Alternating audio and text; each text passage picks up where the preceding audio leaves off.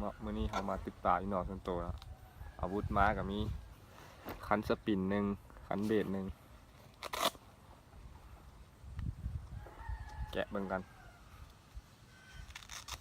เบิดมาตึกโดดละเข่าเมียงมันละ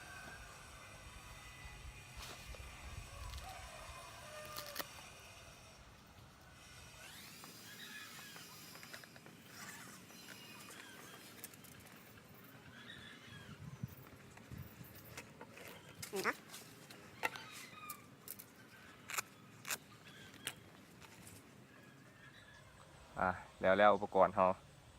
ทั้งสปินทั้งเบสไปลุยเลยเขานะเดี๋ยวก่อนอื่นแกะเสือก่อนฮ้อน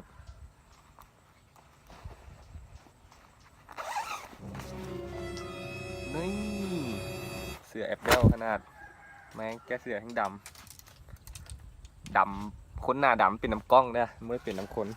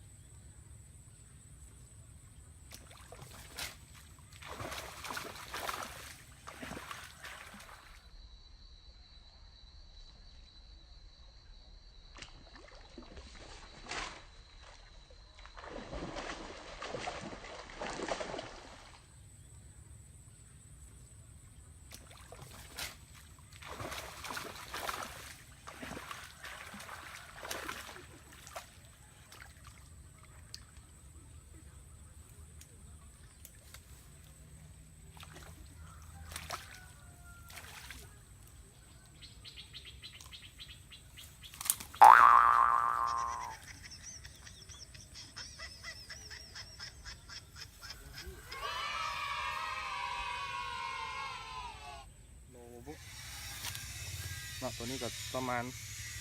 พอดโลประมาณ8 ขีดเนี่ยเนาะเพราะว่าปลาอย่างบุได้เกลือไว้เลี้ยงอย่างแล้วค่าคือหนองห้างเนาะประมาณเกือบโลล่ะจากต้นไม้ใส่บุหูโอ้โหยาได้เจ้ายาได้มิดคอเลยครบอย่างเนาะผมมิดคอ